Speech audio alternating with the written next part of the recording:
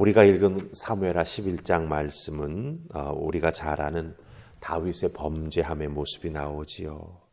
거기에 대한 말씀이 담겨 있습니다. 근데 오늘 말씀을 잘 보면 한 가지 특별한 점을 발견하게 됩니다.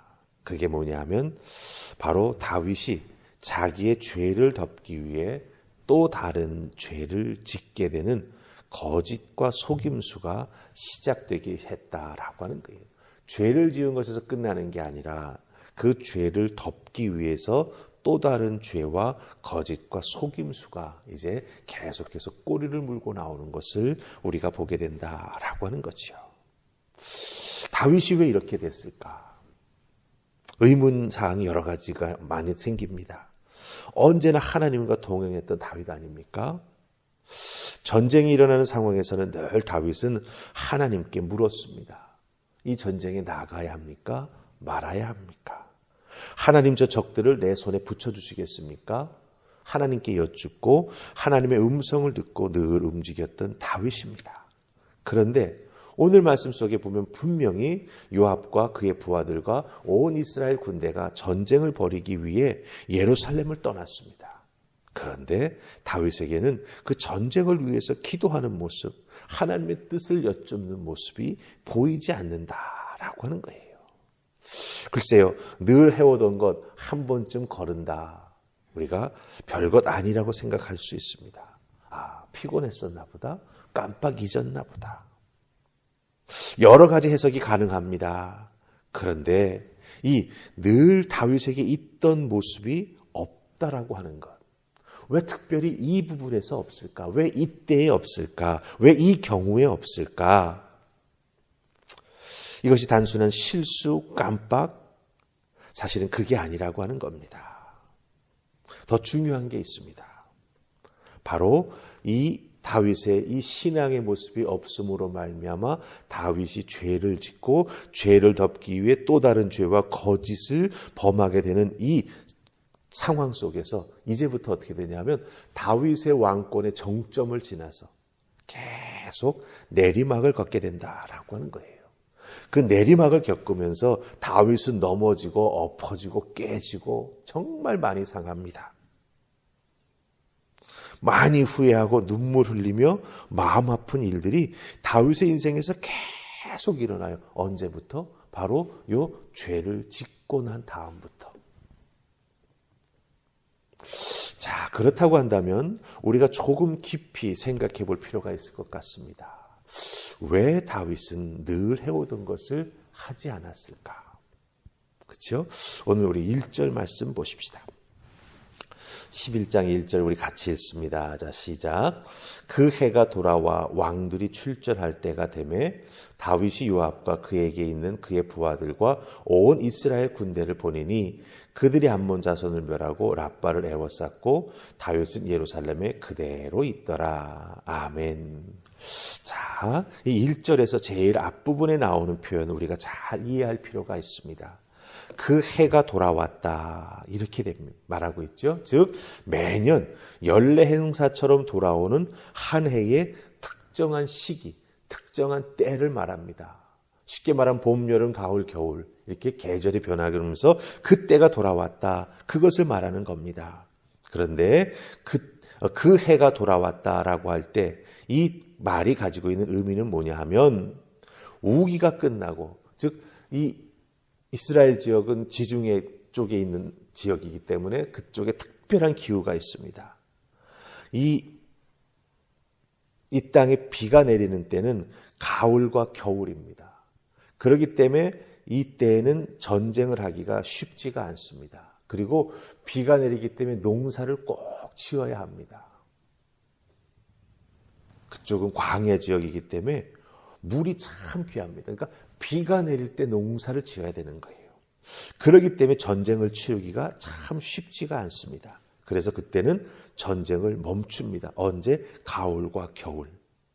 그리고 이제 그때가 돌아왔다라고 하는 것은 무엇입니까? 비가 오는 계절이 끝나고 건기가 시작되어서 전쟁을 할 수 있는, 즉 땅이 마르고 또한 각 나라마다 국경을 돌아보고 자기들의 군대가 어떻게 준비되어 있는지를 확인하고 혹여 그 가을과 겨울에 뭔가 문제가 있었다면 그 문제를 해결하기 위해 군대를 이끌고 왕이 그 전쟁을 일으키기 위해 그 분쟁 지역으로 달려가는 때가 바로 그 해가 돌아왔다라고 하는 그 문장이 가지고 있는 의미가 된다라고 하는 거예요.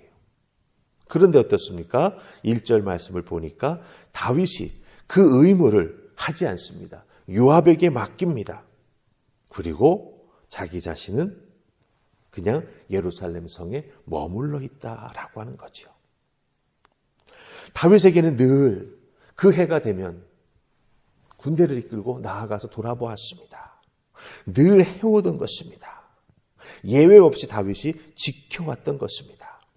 그런데 다윗은 올해, 이때, 이 시기에는 특별한 이유 없이 매년 해오던 왕의 의무를 하지 않습니다. 더군다나 암몬과 전쟁이 일어나게 되었는데 그냥 예루살렘에 남아 있습니다. 근데 중요한 것은요, 다윗이 남아있기를 결정하는 과정이 전혀 성경에는 표현이 안 돼 있습니다. 하나님이 가지 말라고 하셨다든지, 다윗이 기도했는데 하나님이 머물라 하셨다든지, 그렇죠? 이번에는 요압만 보내라고 하셨다든지 하나님의 음성이 없습니다. 다윗이 여쭙지도 않습니다. 즉 다윗의 가장 귀한 모습, 하나님 앞에 나아가 전쟁을 위해서 기도하며 하나님의 뜻을 구하는 그 모습이 없다라고 하는 거죠. 그냥 오후 늦게까지 늘어지게 낮잠을 잤을 뿐입니다. 자, 여기서 그 해에 늘 해야 됐던 것들을 안 했고 다윗은 그냥 오후 늦게까지 낮잠을 잤다라고 하는 것. 여기서 우리가 무엇을 발견합니까? 다윗이 가지고 있던 가장 귀한 믿음의 습관, 거룩한 습관, 하나님과 동행함, 하나님의 뜻을 여쭙, 그것을 다윗이 거르고 있다라고 하는 거예요. 처음이다라고 우리가 말할 수 있을지 모르겠지만 이 늘 해오던 것, 지켜오던 것, 거룩한 습관으로 만들어서 자기 자신의 몸에 착 붙여서 마치 자기의 제2의 천성처럼 늘 하나님과의 관계 속에서 지켜왔던 것을 다윗이 딱 멈추었다라고 하는 겁니다. 여러분, 여기서 우리가 한 가지 발견하는 게 있습니다.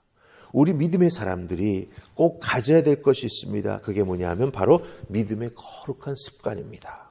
왜냐하면 이 거룩한 습관, 믿음의 좋은 습관은 우리 자신의 약점과 부족함을 커버해 줍니다. 더 나아가서 그 거룩한 습관, 믿음의 습관이 나의 제2의 천성이 될 수 있습니다. 늘 문제에 부딪히면 기도하는 것, 하나님의 음성을 듣기 위해 매달리는 것, 이런 것들이 나의 천성이 된다면 우리는 다윗처럼 다윗의 전성기에 다윗이 가지게 되었던 하나님과 동행하는 자, 하나님의 마음에 합한 자, 그런 모습을 우리도 가지게 된다라고 하는 것이죠. 그런데 그 모습이 다윗에게서 쏙 빠지게 되었을 때, 그렇죠? 우연이라고 말할 수 있을지 모르지만 왕궁 옥상을 거닐다가 한 여인이 목욕하는 모습을 보게 되죠. 거기서 멈췄어야 하는데, 그렇죠? 볼 수 있죠. 의도적으로 올라가서 살핀 게 아니니까, 낮잠을 자고 일어나서 올라갔었으니까. 하지만 자기도 모르게 목도하게 되었지 않습니까? 거기에서 욕망이 생겨나지 않았습니까? 그런데 기도하는 것을 계속 지켜왔다라고 한다면 다윗은 그 모습을 보지도 않았을 거예요. 혹여 보았다 할지라도 그 욕망을 절제할 수 있었을 것입니다. 그런데 그 욕망이 절제되지 않습니다. 절제되지 못하니 어떻게 됩니까? 사람을 보내어 누구인지 확인하고 또 사람을 보내어 왕궁으로 데려오게 된다라고 하는 겁니다.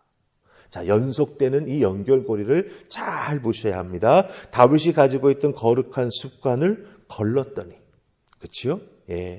절제되지 못하고 그 잃어버린 것을 통해서 실수에 빠지게 되고 그것에 따른 큰 대가를 다윗이 치르게 된다라고 하는 겁니다. 사소한 것이 너무나 큰 대가를 치르게 만듭니다. 다윗의 앞으로의 왕으로서의 인생이 계속 엎어지고 넘어지고 구르게 돼 있어요. 점점 내리막길을 급하게 달려가게 되었다라고 하는 것입니다. 보십시다. 작은 것 하나예요. 성경은 단 한 번 이걸 기록하고 있습니다. 다윗이 자주 빼먹은 게 아니에요. 근데 단 한 번 걸른 것이 다윗에게 이렇게 큰 상처로 돌아오게 되었다라고 하는 겁니다. 우리들은 너무나 우리들의 믿음의 거룩한 습관을 쉽게 생각하는 것 같아요. 하나님 앞에 마음 먹고 제가 이것을 잘 지켜나가겠습니다. 기도하면서 마음에 깊이 새겨놓았던 것들. 그리고 이걸 해보니 내게 너무나 좋구나 생각하고 앞으로 잘 지켜나가야겠다라고 마음에 다짐했던 것들을 너무나 쉽게 포기하거나 상황이 바뀌게 되었을 때 혹은 어려운 상황에 접했을 때 더 붙잡고 나아가야 되는데 오히려 그것을 내려놓고 딴 방법을 찾으려고 하는 우리들의 모습을 발견하게 된다고 하는 거죠. 연약함이고 현명하지 못함이고 지혜롭지 못함입니다.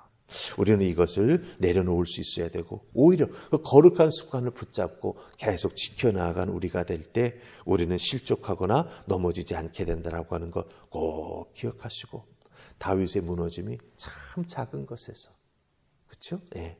그것에서 시작되었다라고 하는 것. 그러기에 작은 나의 믿음의 거룩한 습관 잘 지켜나가는 여러분들 되시기를 주님의 이름으로 부탁을 드립니다. 우리 기도하십시다. 하나님, 별것 아닌 것 같은 한 나라의 왕의 게으른 모습일 수 있습니다. 그러나 그 한 번의 게으름이 다윗에게는 씻을 수 없는 상처로 다가오는 것을 보게 됩니다.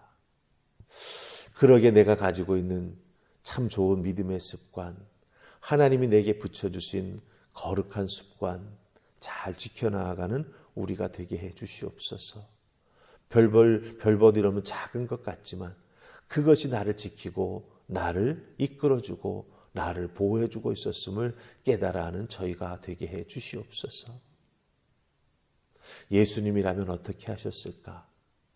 이 작은 한마디의 물음이 우리를 지킬 수 있음을 기억하게 하시고 날마다 주님과 동행하며 우리의 믿음을 지키며 우리의 삶을 통해 하나님을 영화롭게 하는 믿음의 삶 살아가는 우리 모두가 되게 하여 주시옵소서.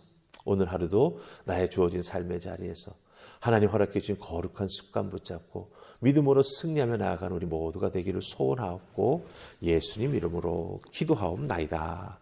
아멘.